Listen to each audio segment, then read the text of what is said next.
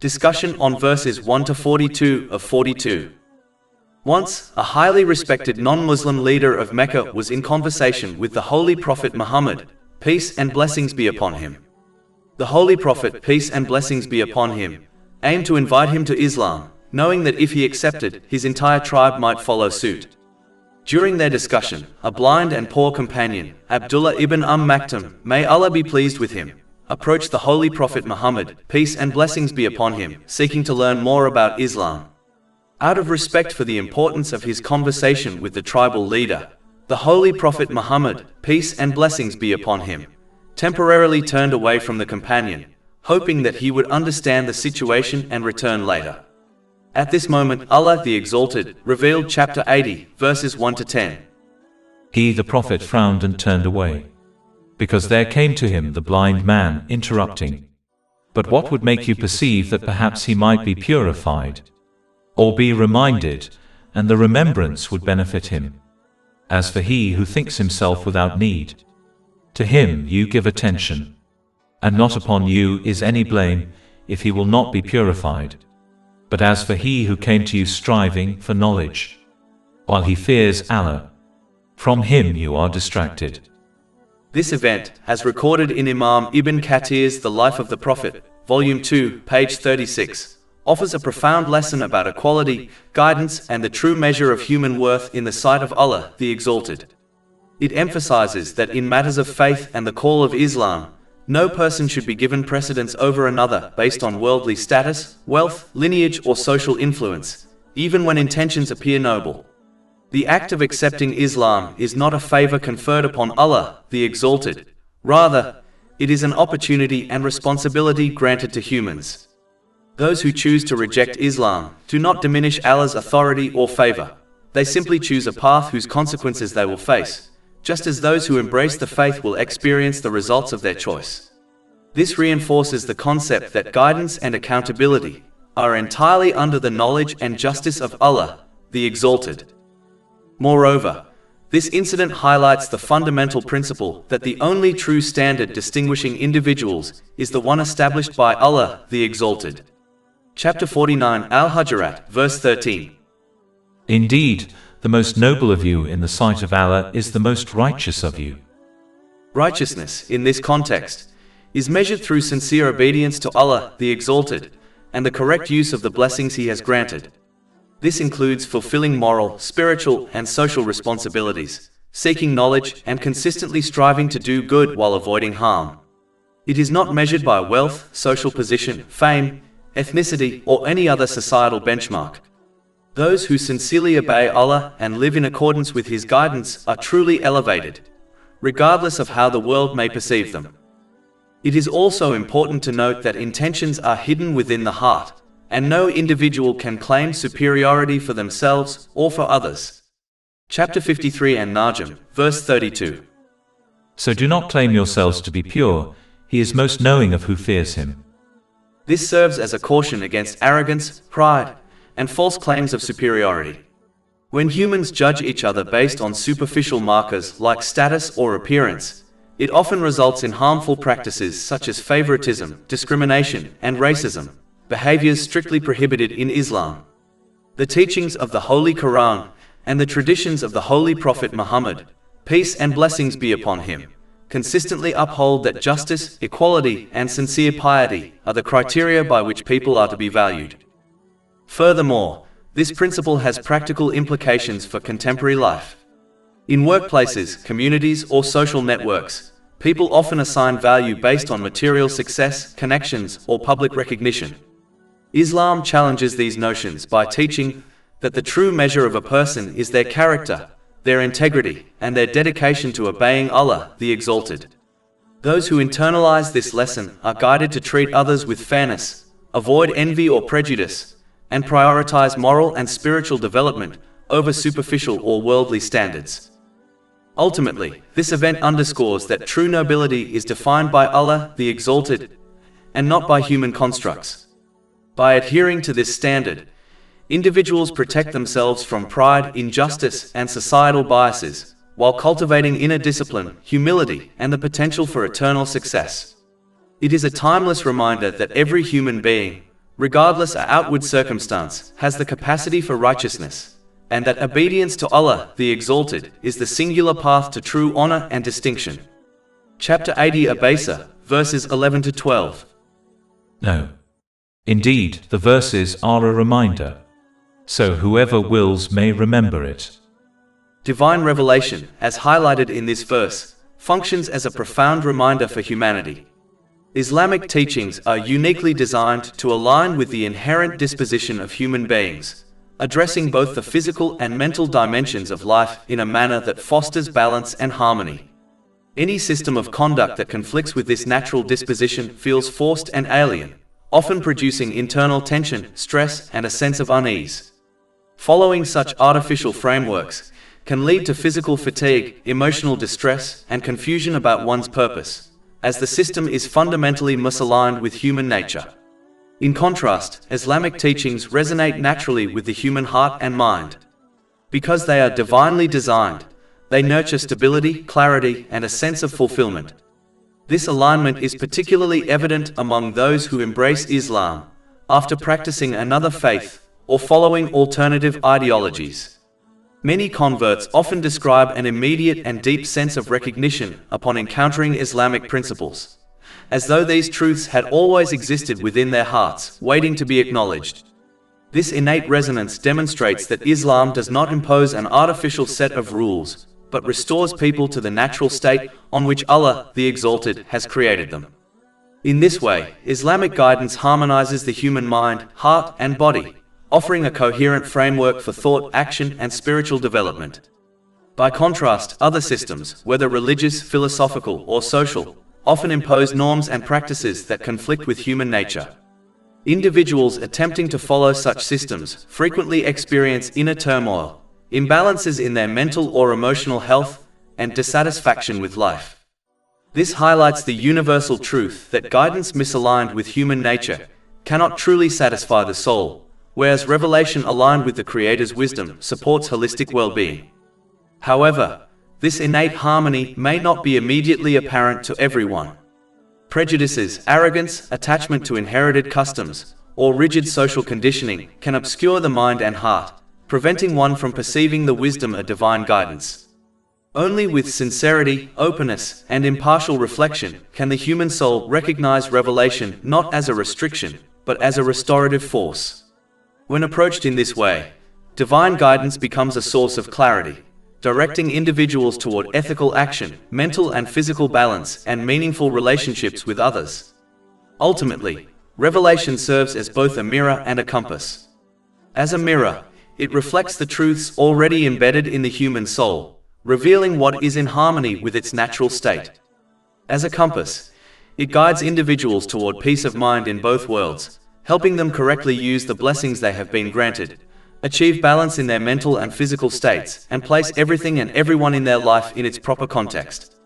In this sense, revelation is not merely instruction. It is the means through which humanity can align its inner world with the wisdom of the Creator, attaining both tranquility and purpose. Chapter 80 Abasa, verses 13 to 16.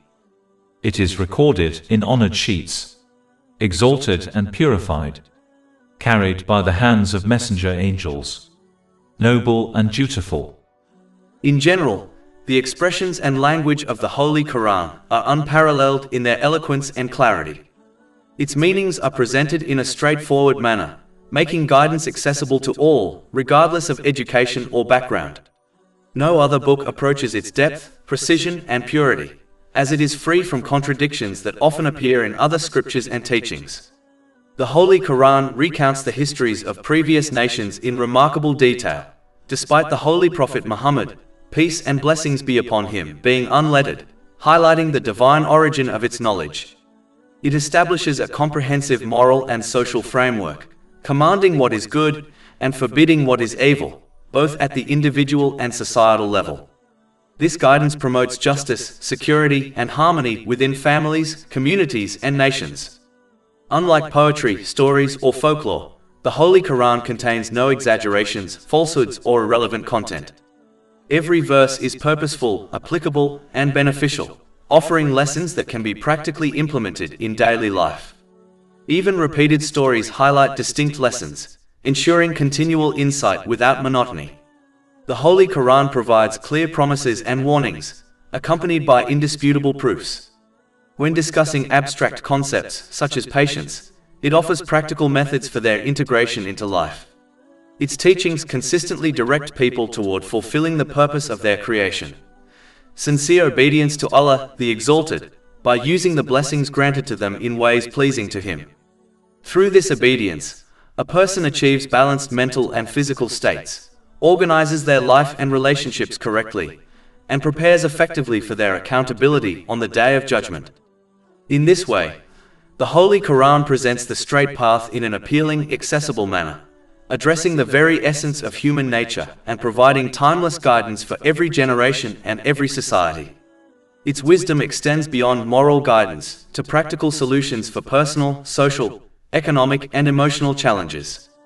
Societies that have embraced and implemented its teachings have historically experienced profound stability, justice, and prosperity, demonstrating the practical and comprehensive nature of its guidance. Its preservation is unmatched. Centuries have passed without a single letter changing, fulfilling Allah's, the Exalted, promise of eternal protection. Chapter 15 Al-Hijr, verse 9. Indeed, it is we who sent down the message, i.e. the Quran, and indeed we will be its guardian. The Holy Quran addresses the root causes of societal and personal problems, offering remedies that automatically correct the many secondary issues that arise from them. By targeting foundational principles, it ensures that individuals and societies can achieve true success in both worlds. Chapter 16 An-Nahl, verse 89. And we have sent down to you the book as clarification for all things. This comprehensive and timeless guidance is the greatest miracle granted to the final Holy Prophet Muhammad, peace and blessings be upon him. Yet, its benefits are only realized by those who sincerely seek and act upon its teachings. Those who approach it selectively, following only what aligns with personal desires, risk losing its blessings in both this life and the hereafter. Chapter 17 Al-Isra, verse 82. And we send down of the Quran that which is healing and mercy for the believers, but it does not increase the wrongdoers except in loss. As obeying Allah, the Exalted, frequently contradicts worldly desires and personal ambitions, many people persist in ingratitude by disobeying Him. Chapter 80 Abasa, verse 17. May the human be destroyed, how ungrateful is he. To guide people toward gratitude for their own benefit, Allah, the Exalted, reminds them that He alone possesses full authority over their creation, life, death, and eventual resurrection. Chapter 80 Abasa, verses 18 to 19. From what substance did He create him? From a sperm drop He created him and determined for him. Reflecting on the human body with sincerity and openness reveals the immense wisdom and precision behind its creation. The intricate arrangement of organs, bones, senses, and bodily systems demonstrates that such complexity could not arise without deliberate knowledge, power, and intention. If even a simple structure or object requires careful design and continuous maintenance, it is far more evident that the human being, with their extraordinary physical, mental, and emotional systems, requires a creator and sustainer to exist and function. The human body depends on countless interdependent processes, operating in perfect harmony. Organs, circulatory and respiratory systems, the brain, and the senses all function together, relying on precise balances that, if disrupted, can result in illness or death. This delicate interdependence illustrates the necessity of continuous divine oversight. No human or societal system possesses the knowledge or power to maintain such perfect coordination independently. Understanding this should inspire humility, awareness, and gratitude toward Allah, the Exalted, and encourage people to use the blessings of life wisely, in accordance with divine guidance, to achieve balance, health, and peace of mind in both worlds. Chapter 80 Abasa, verse 20. Then He eased the way for him. Furthermore, reflecting on creation highlights a broader principle. The recognition a divine order naturally directs a person toward responsible living, ethical behavior, and spiritual growth. Gratitude is not merely a passive acknowledgement but an active response, aligning one's actions, intentions, and use of blessings with the will of Allah, the Exalted. This awareness fosters harmony within the self, strengthens relationships with others, and prepares a person for accountability in the hereafter. The intricate design of human creation, therefore, serves not only as evidence of Allah's supreme knowledge and power, but also as a call to live intentionally, mindfully, and gratefully in every aspect of life. Life in this world is fundamentally a test, designed to assess whether a person will use the blessings Allah, the Exalted, has granted them in ways that are pleasing to Him, as outlined in Islamic teachings. This test is temporary and will inevitably come to an end. Chapter 80 Abasa, verse 21. Then he causes his death. Death is certain for every person, though its timing remains unknown. A person who believes in the hereafter should therefore prioritize preparing for it, over investing excessive energy in matters that may never occur, such as marriage, children, or retirement plans. It is perplexing that many who affirm the world's temporary nature and the permanence of the hereafter behave in exactly the opposite way, placing worldly matters above spiritual preparation. Regardless of one's choices, every individual will be judged solely on their deeds, making it essential to act before it is too late. The mindset of preparing later only leads to perpetual delay, leaving a person unprepared at the moment of death, burdened with regrets that cannot be remedied. The critical point is not merely that death is inevitable, but that one must act now to be fully ready for it. True preparation is achieved only by following the teachings of Islam, fulfilling the commands of Allah, the Exalted, avoiding His prohibitions, and facing life's challenges with patience in accordance with the traditions of the Holy Prophet Muhammad, peace and blessings be upon him. This ensures that a person uses their blessings correctly, attains balance, and aligns their life with the divine purpose. Prioritizing preparation for the hereafter over uncertain worldly matters is the only way to achieve meaningful readiness. One must not be deceived by the temporary leniencies and second chances often experienced in this world, mistakenly assuming the same will apply to death. When death arrives, no opportunity for postponement exists. It is essential to recognize that a life spent in heedlessness will result in dying in the same state. A person who dies heedless will be resurrected in that same state, unlikely to attain success on Judgment Day, as indicated in a hadith found in Sahih Muslim, number 7232. Ultimately, this reality underscores the urgency of sincere action and self-accountability. By prioritizing the hereafter, a person ensures that their life is meaningful, their use of blessings is purposeful, and they are spiritually prepared for the inevitable transition from this temporary world to the eternal one. Chapter 80 Abasa, verse 21. Then he causes his death and provides a grave for him. Every human being will inevitably face the stage of the grave, a reality emphasized repeatedly in the Holy Quran and in the hadiths of the Holy Prophet Muhammad, peace and blessings be upon him. This stage is unavoidable, and the condition of the grave, whether it is a place of light or darkness, does not depend on the grave itself, but on the deeds a person has performed in their life. Good deeds illuminate the grave and bring mercy, while sins and heedlessness lead to darkness and punishment. Consequently, the only reliable way to prepare for this stage is by obeying Allah, the Exalted, which entails fulfilling His commands, refraining from His prohibitions, and facing life's challenges with patience according to the guidance of the Holy Prophet Muhammad, peace and blessings be upon him. This ensures that a person uses the blessings they have been granted in ways that are pleasing to Allah, the Exalted, and lays the foundation for a favorable outcome in the grave. People frequently visit cemeteries to bury relatives and friends, yet few truly reflect that one day their own turn will inevitably arrive. Most people invest the majority of their effort into pleasing family members and acquiring wealth, often at the expense of preparing for the hereafter. A hadith found in Jami at Tirmidhi, number 2379, warns that family and wealth, though highly valued in this world, will abandon a person at their grave. Only one's deeds will accompany them. This underscores the importance of prioritizing righteous deeds over worldly attachments, without neglecting necessary responsibilities.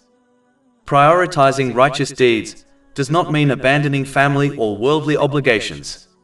Rather, it means fulfilling one's responsibilities to family in accordance with Islamic teachings while ensuring that worldly pursuits, including wealth, are limited to what is necessary for achieving those duties. When this balance is achieved, Even the acquisition of worldly goods becomes a form of righteous deed. This is confirmed in a hadith found in Sahih Bukhari, number 4006. Failing to balance duties to Allah, the Exalted, with worldly responsibilities can lead to grave consequences. Overemphasis on family or wealth at the expense of obedience to Allah results in misuse of the blessings granted to a person, leaving their grave isolated, dark, and devoid of mercy. Preparing for the grave through righteous deeds ensures not only spiritual security, but also peace of mind in this life, as one's priorities remain aligned with the ultimate purpose of human existence. This principle underscores that the true purpose of life extends far beyond merely pursuing worldly achievements or accumulating temporal gains. Life's preparation lies in consciously nurturing a legacy of obedience to Allah, the Exalted, patience in trials, and consistent righteousness, qualities that endure even after death. Those who embrace this approach live with intentionality, managing their time, energy, and resources in ways that yield lasting benefit in both the present world and the hereafter. By doing so, they ensure that their inevitable return to the grave becomes a moment of light and reassurance, rather than fear and regret. Furthermore, this mindful preparation equips them to face the day of judgment with tranquility. For when all humanity is resurrected and held accountable, those who acted with foresight and piety will encounter comfort, ease, and reward, having aligned their lives with the guidance of Allah, the Exalted. Chapter 80 Abasa, verse 22. Then when he wills, he will resurrect him. Denying the possibility of human resurrection on the Day of Judgment is a remarkable and unreasonable claim, particularly when the created world is full of countless examples that point directly to the reality of life emerging from what appears to be death. Allah, the Exalted, has embedded patterns of resurrection throughout creation, repeatedly displaying them across the cycles of days, seasons, and generations. These signs are so clear, abundant, and consistent that only those who deliberately refuse to reflect remain unconvinced. For instance, rain falls upon barren land, restoring soil that seemed completely lifeless. Dormant seeds, dry, hard, and seemingly dead, absorb water, swell, and burst open to produce vegetation that sustains life. If Allah, the Exalted, can revive a tiny seed buried in the soil, then resurrecting a human being, who is likewise placed in the ground, is far less difficult for the one who created both. Similarly, the cycle of the seasons demonstrates resurrection on a grand scale. In winter, trees appear lifeless, stripped of color and vitality, yet in spring, leaves unfurl, flowers bloom, and barren landscapes transform into vibrant life. This process repeats year after year, silently declaring the truth of resurrection.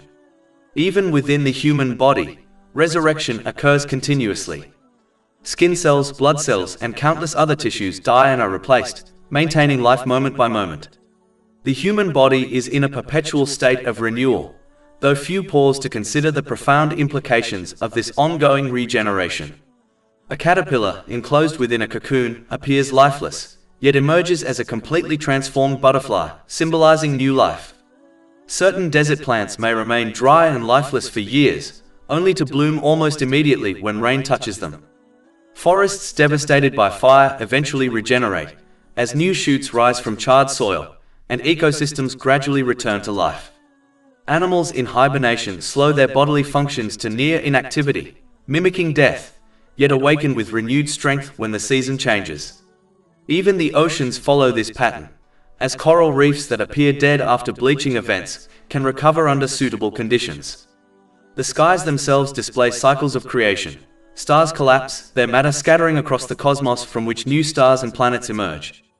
On a smaller scale, the daily cycle of sleep and wakefulness mirrors this truth. Sleep is a temporary withdrawal of awareness, resembling a minor death, and awakening reflects the restoration of life and consciousness. Chapter 39 Az-Zumar, verse 42. Allah takes the souls at the time of their death, and those that do not die He takes during their sleep. Then He keeps those for which He has decreed death, and releases the others for a specified term.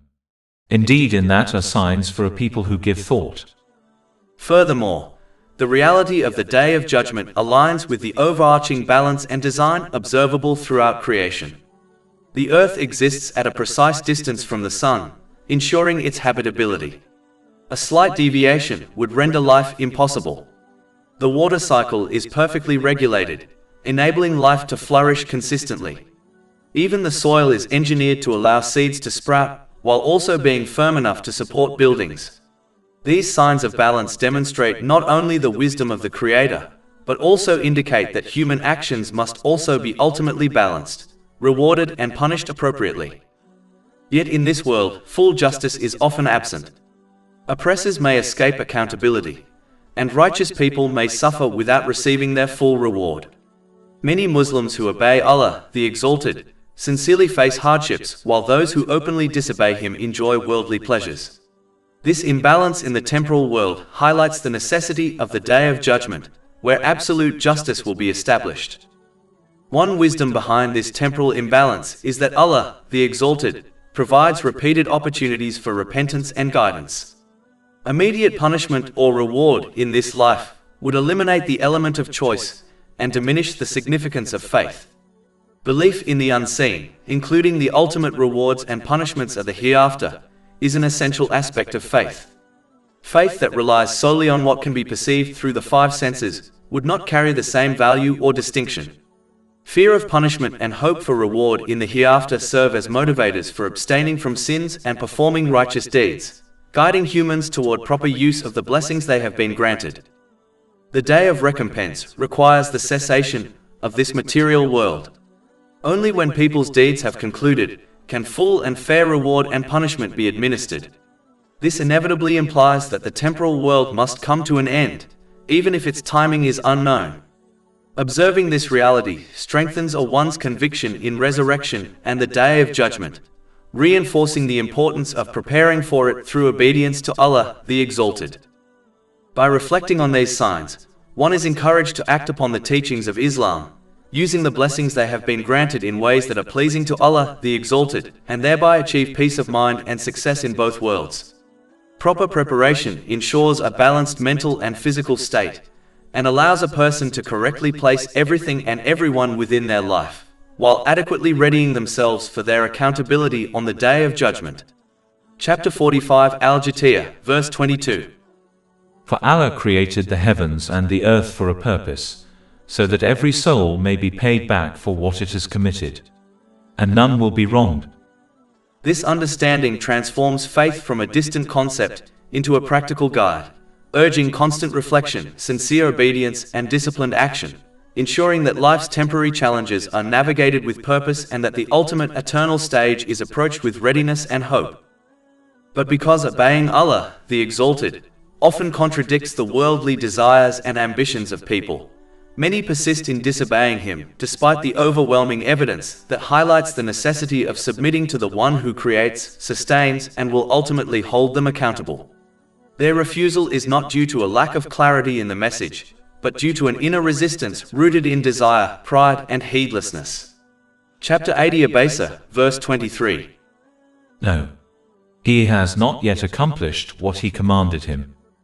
This verse captures the reality of those who continually delay obedience, convincing themselves that there will always be time later to fulfill the commands of Allah, the Exalted. Yet this delay becomes a habit, and the habit becomes a barrier that distances them further from guidance. If a person persists in this attitude, they inevitably fall into an unbalanced mental and physical state. Their inner world becomes chaotic, and they misplace everything and everyone within their life. Their priorities become distorted, their relationships become strained, and their blessings become burdens. As a result, every aspect of their life, family, friendships, career, wealth, and even leisure, turns into a source of stress and agitation. When they continue to disobey Allah, the Exalted, they begin to blame the wrong things and the wrong people for their distress. Instead of recognizing that their turmoil stems from misusing the blessings they have been granted, they direct their frustration toward innocent individuals, such as their spouse or close companions. When they cut these good influences out of their lives, their instability only deepens. Over time, this imbalance can lead them into depression, substance addiction, destructive habits, and even suicidal tendencies.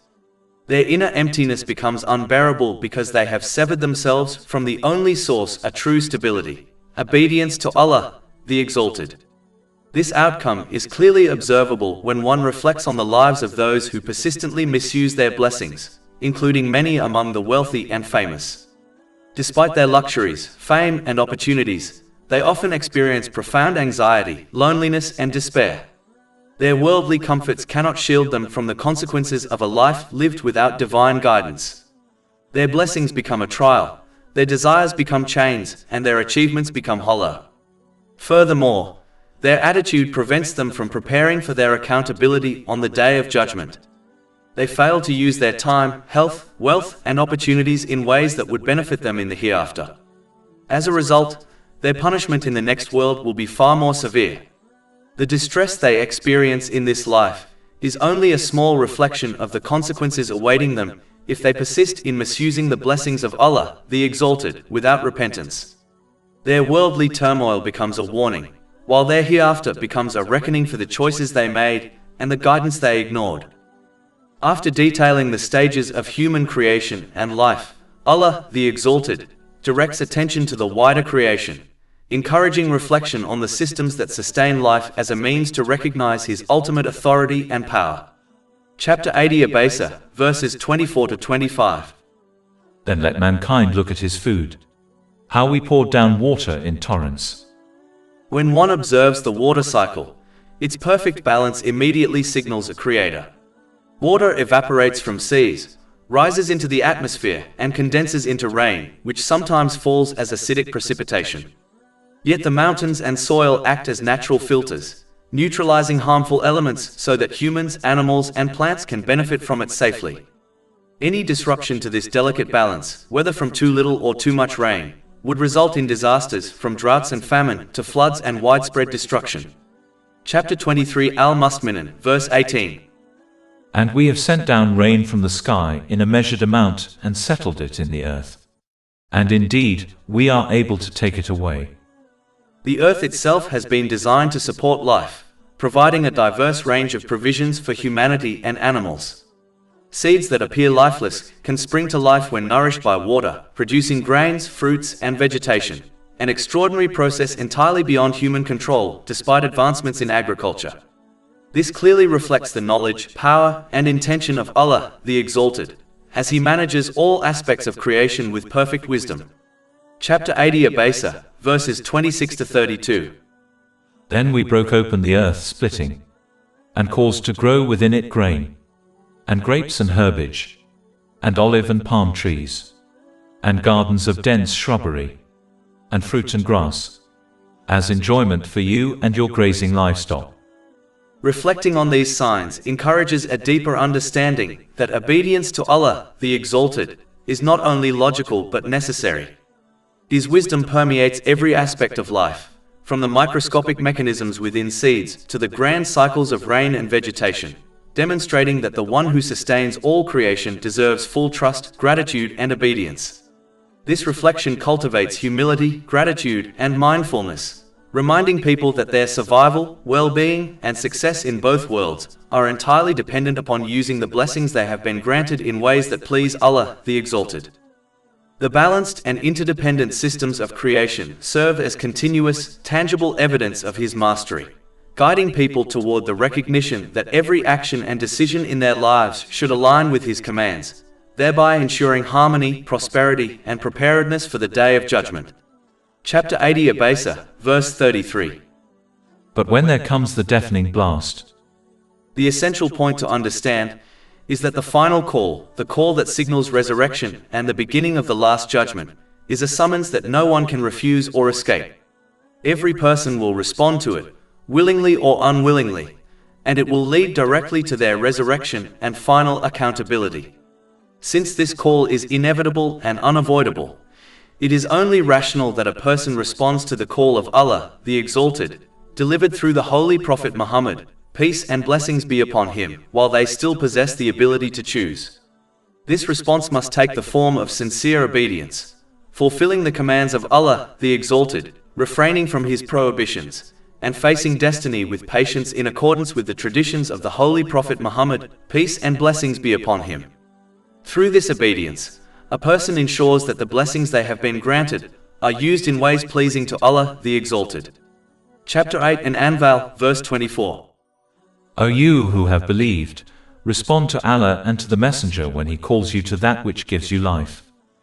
Whoever responds to this divine call in this world will find the final call easy to endure and respond to. Their heart will be prepared, their mind will be steady, and their soul will be at peace. They will recognize the trumpet blast as the fulfillment of what they lived for, not as a sudden terror that catches them unprepared. In contrast, the one who lives heedless of the call of Allah, the Exalted, by misusing the blessings they have been granted, will not find peace in this world nor ease when the trumpet is finally blown. Their life of heedlessness will make the final call unbearably heavy, for they will be forced to respond to it without having prepared for what follows.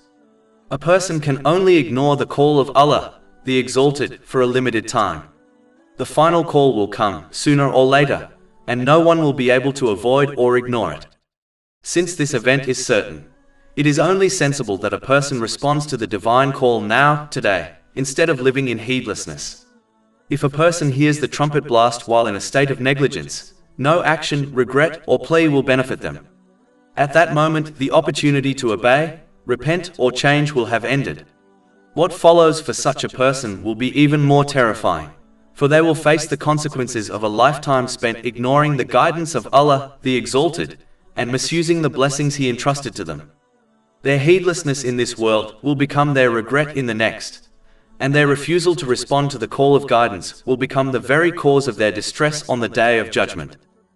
Allah, the Exalted, issues a clear warning against seeking to please others, even close relatives, through disobedience to Him.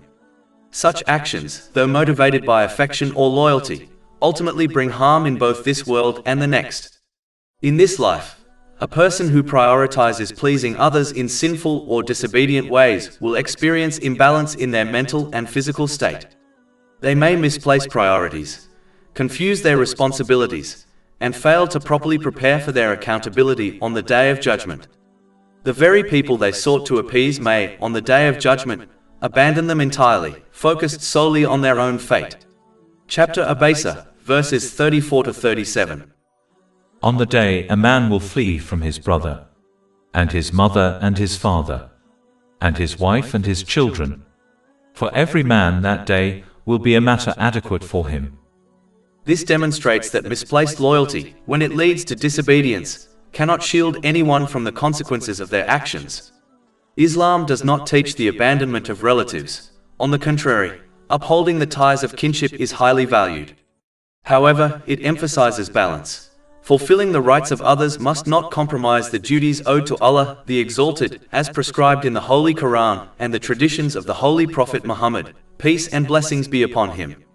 Sadly, some individuals go too far in serving their relatives' desires, even pursuing unlawful means or committing sins under the pretext of loyalty. Such behavior reflects a misuse of the blessings Allah, the Exalted, has granted, diverting the individual from true success. A Muslim should instead guide and support relatives toward what is good, while refraining from endorsing or facilitating actions that lead to disobedience, as obedience to creation is never valid if it contradicts the obedience owed to Allah, the Exalted. Chapter 5 Al-Ma'idah, verse 2. And cooperate in righteousness and piety, but do not cooperate in sin and aggression. The consequences of misplacing priorities are not limited to relatives. They extend to friendships and other relationships. The bond of friendship, often based on mutual affection or shared experiences, may seem profound, yet if it leads one away from Allah, the Exalted, its value in the hereafter is null. Chapter 25 Al-Furqan, verse 28. Oh, woe to me! I wish I had not taken that one as a friend. The ultimate measure of a relationship's benefit, whether in this life or the next, is whether it encourages obedience to Allah, the Exalted. True support between people occurs when they assist each other in prioritizing what pleases Allah, using the blessings they have been granted correctly, as outlined in the Holy Quran and the traditions of the Holy Prophet Muhammad, peace and blessings be upon him. Only through this alignment of priorities can relationships foster lasting peace, success, and benefit in both worlds. This understanding encourages one to balance love, loyalty, and compassion for others with the unwavering commitment to fulfilling divine duties, ensuring that both personal and communal life remain aligned with the ultimate purpose of creation. Chapter 43 Az-Zukhruf, verse 67. Close friends that day will be enemies to each other except for the righteous. And chapter 80 Abasa, verses 38 to 39. Some faces that day will be bright, laughing, rejoicing at good news. Whereas the person who allows their relationships, social pressures, or worldly desires to dictate their behavior will inevitably misuse the blessings Allah, the Exalted, has granted them. They will misplace everyone and everything within their life, leading to disorder in their priorities, inner conflict, and mental and physical stress. This misalignment affects both their worldly experience and their standing in the hereafter. Chapter 80 Abasa, verses 40 to 42. And other faces that day will have upon them dust. Darkness will cover them. Those are the disbelievers, the wicked ones. The warning of the last verse underscores the danger of persisting in disobedience to Allah, the Exalted, even while verbally professing belief.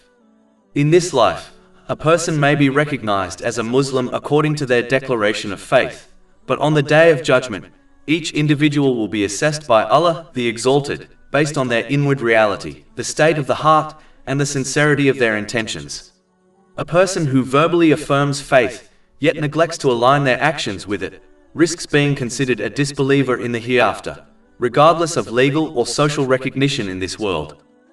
Furthermore, failing to uphold the actions that validate one's faith places the individual in grave danger of spiritual decline. Faith is like a delicate flame. It requires consistent nourishment through obedience, reflection, and righteous deeds.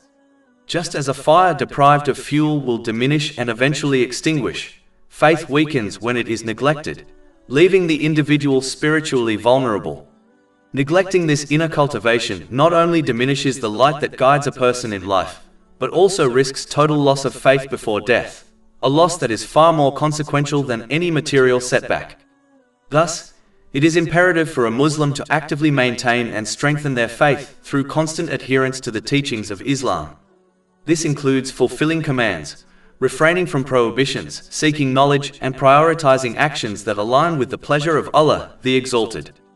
Only by doing so can one safeguard the heart, preserve the light of faith, and ensure that both worldly life and the hereafter are approached with clarity, balance, and peace of mind. Faith is not a static declaration. It is a living, dynamic force that must be nurtured daily. Its strength determines how a person navigates challenges, relationships, and the temptations of the world, ultimately shaping their preparedness for accountability on the Day of Judgment. To conclude, a person must accept and act upon Islamic teachings for their own benefit, even when these teachings contradict their personal desires.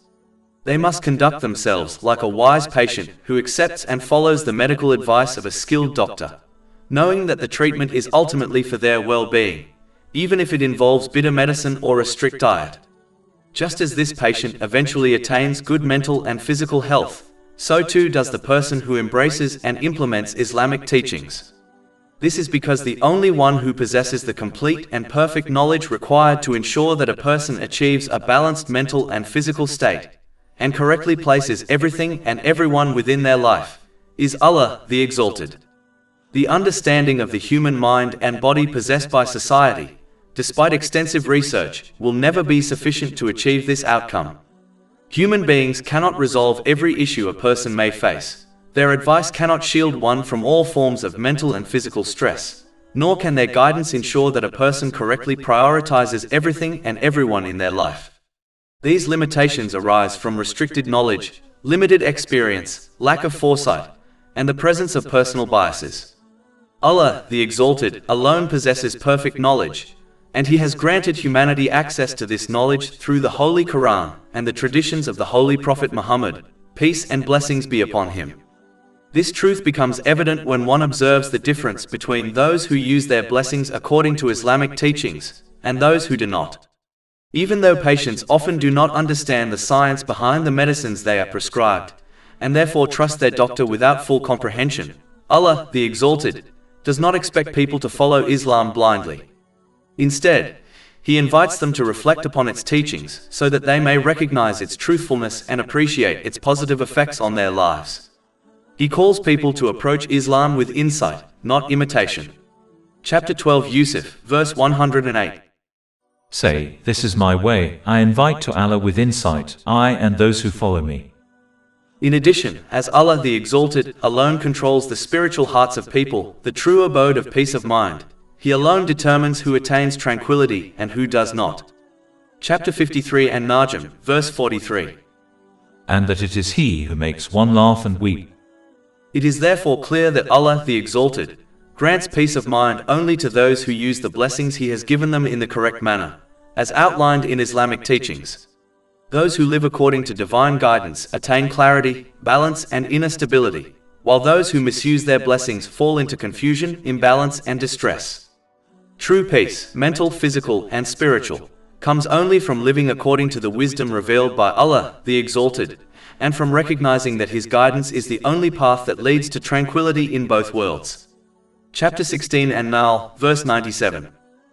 Whoever does righteousness, whether male or female, while he is a believer, we will surely cause him to live a good life, and we will surely give them their reward in the hereafter according to the best of what they used to do. All praise is due to Allah, Lord of the worlds, and may peace and blessings be upon His final messenger, Muhammad, His noble family and companions.